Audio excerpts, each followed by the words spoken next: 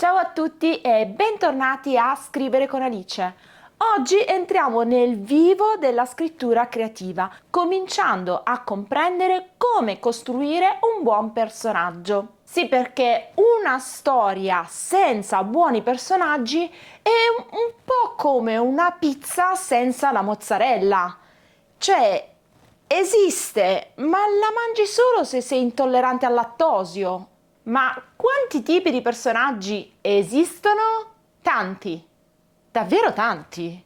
E oggi li esploreremo tutti, con esempi di libri che ci hanno regalato figure indimenticabili. Preparatevi per un viaggio fra protagonisti, antagonisti, mentori e personaggi di cui forse non avete neanche mai sentito parlare. Pronti? Prendete appunti, si parte!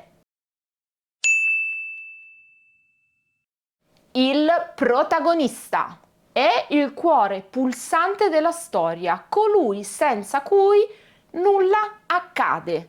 È intorno a lui che la storia gira. È il personaggio principale su cui si basa l'intera narrazione. Può essere un eroe, un antieroe o anche un personaggio moralmente ambiguo, ma in ogni caso è sempre colui che vive l'azione. Nunzia Laganà è la protagonista indiscussa de Il killer delle valigie, così come il piccolo rosso è il protagonista de Il calzino rosso, il mio libro per bambini. Un buon protagonista deve avere obiettivi sani, conflitti interiori e una crescita all'interno della storia. Non esiste un protagonista che all'interno della sua storia non cresca. Se il protagonista non cresce, non c'è storia, o almeno non vale la pena raccontarla. Il protagonista è colui che perde l'equilibrio, che affronta le sfide, che supera il climax e che troviamo cambiato alla fine della storia. La controparte comica. Non se ne sente parlare spesso ed è un personaggio difficile da costruire per il semplice fatto che l'ironia è cosa di pochi. È un personaggio che serve ad alleggerire l'atmosfera quando questa comincia a diventare troppo pesante. Jason Mendoza di The Good Place è perfetto in questo ruolo. Si tratta di una serie televisiva, se non l'avete già vista fatelo e studiate il ruolo di tutti i personaggi, perché secondo me li incontrate proprio tutti quelli di cui parliamo oggi. E francamente è un piccolo capolavoro quella serie. Il cattivo redento è quel personaggio che inizia come antagonista, ma che poi nel corso della storia, crescendo e cambiando, si rende conto di trovarsi dalla parte sbagliata e da antagonista aiuta il protagonista. Un esempio di questo tipo di personaggio lo troviamo in Zuko di Avatar, l'antagonista. Beh, se c'è un eroe, se c'è un protagonista, se c'è un buono della nostra storia, ci deve essere anche il cattivo. L'antagonista è colui che si oppone con tutte le sue forze al protagonista, creandogli quegli ostacoli che il protagonista deve superare. Un antagonista che si rispetti non può semplicemente essere cattivo, ma la sua cattiveria deve essere spiegata, giustificata. Per questo motivo va creato bene come il protagonista, anzi, forse anche meglio. Bisogna saper rispondere alla domanda perché è cattivo. Un Vaillant perfetto lo troviamo in Voldemort di Harry Potter. Ma attenzione, Voldemort si oppone continuamente ad Harry Potter, ma durante tutta la saga noi impariamo a conoscerlo. Conosciamo non solo il cattivo che combatte contro Harry Potter, ma noi conosciamo il ragazzino che ha perso i genitori, deriso nell'orfanotrofio, un ragazzino segnato dalle cattiverie degli altri, un ragazzino che scopre di essere potente e che pensa che grazie a quel potere, grazie a quella magia, può farsi rispettare. Un ragazzino che arriva a pensare che il rispetto deriva dall'essere temuto. Questo è Voldemort. Ricordiamoci che prima di Voldemort c'era Tom. l'alleato. L'alleato è il migliore amico del protagonista, colui che lo accompagna durante tutto il viaggio. L'alleato consiglia, accudisce e accompagna il protagonista e benché non sia un personaggio principale, ha comunque un ruolo fondamentale. Tale l'interazione fra i due personaggi che senza di lui la storia avrebbe un aspetto completamente diverso. Sapreste immaginare Sherlock Holmes senza il dottor Watson? Ma attenzione, perché l'alleato deve avere comunque un suo arco narrativo e non essere semplicemente l'amico del protagonista. Non può limitarsi a restare lì in attesa finché il suo intervento non è necessario. La crescita personale di Ron Weasley di Harry Potter è abbastanza evidente. Nel primo capitolo Ron parte come un ragazzo sottomesso ai fratelli ed è un po' come se fosse quello messo nell'angolo. Lui stesso si sente messo nell'angolo e meno considerato all'interno della sua famiglia. L'arrivo di Harry Potter gli dà importanza, lui diventa il miglior amico di Harry Potter. Ma attenzione, perché nei capitoli successivi Ron cresce. Da ragazzo invisibile e chiuso diventa un adolescente esuberante, un fratello geloso ed iperprotettivo e finisce con l'essere un eroe.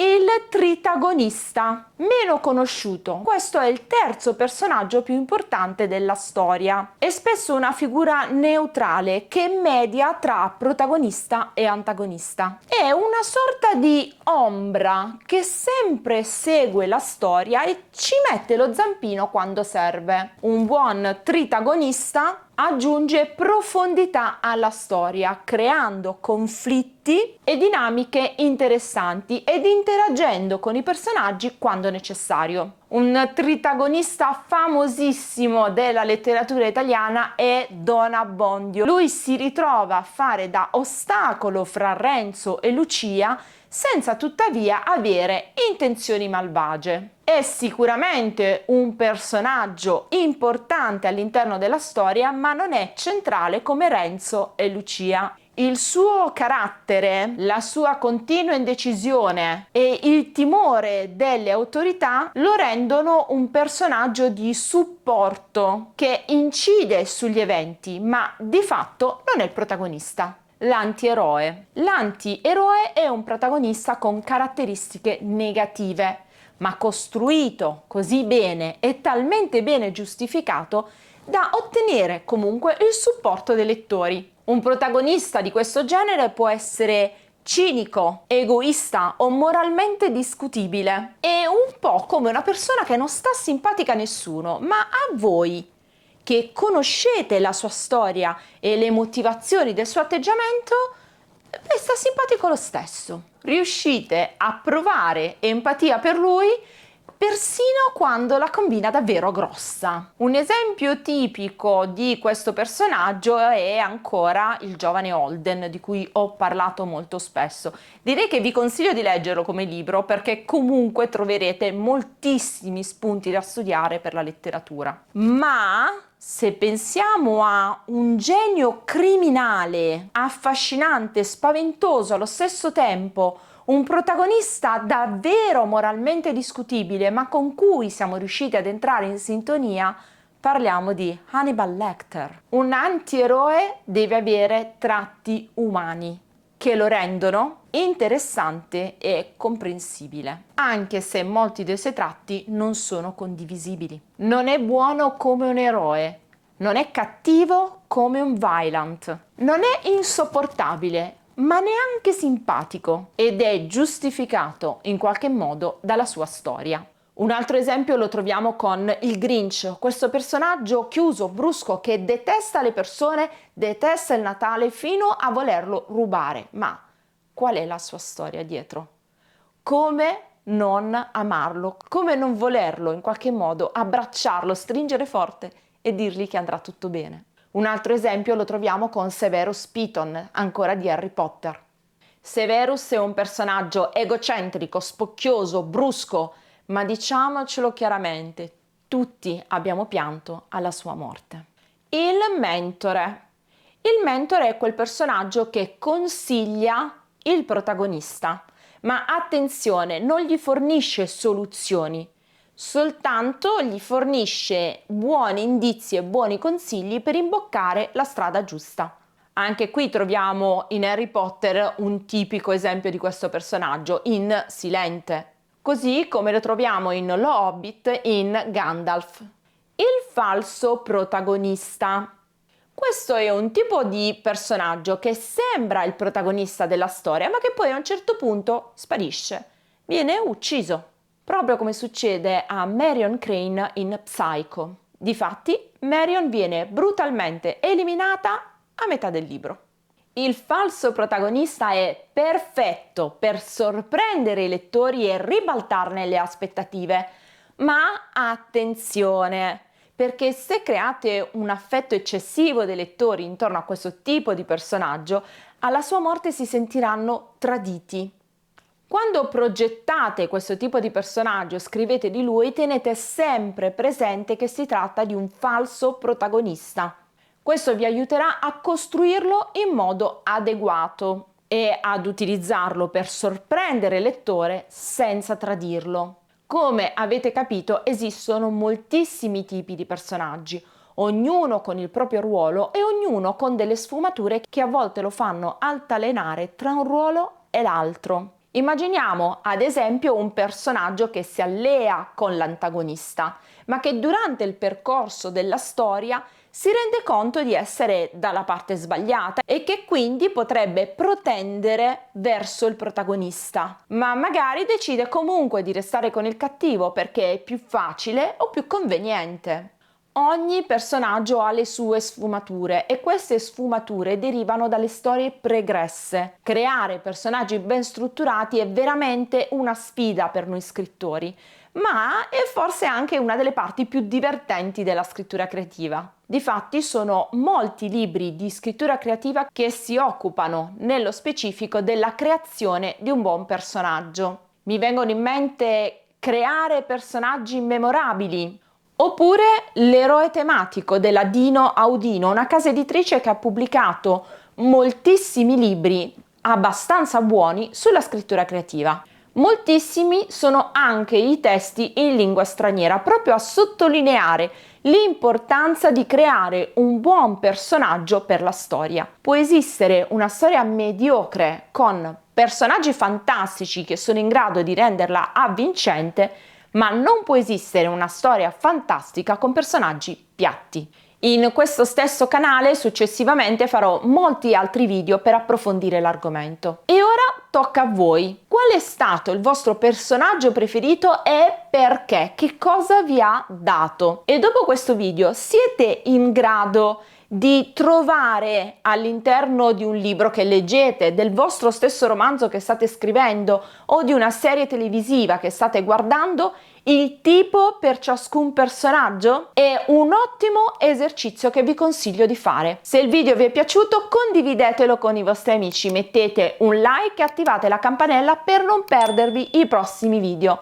Io vi ricordo che sul sito www.alicebellini.it trovate tutti i video in ordine di uscita, nonché tutti i miei libri e le date dove potete trovarmi nelle varie presentazioni. Io vi do appuntamento alla prossima settimana con un nuovo video e vi saluto come farebbe il conte Dracula di fronte alla grande Cleopatra. Oh, Cleopatra mia, regina dei piramidi e dintorni, io, il conte Draculus Maximus, te saluto con tutto il rispetto. Ma occhio, che le storie, i personaggi non schiattano mai per davvero. Questi campano per sempre tra una pagina e l'ombra della notte.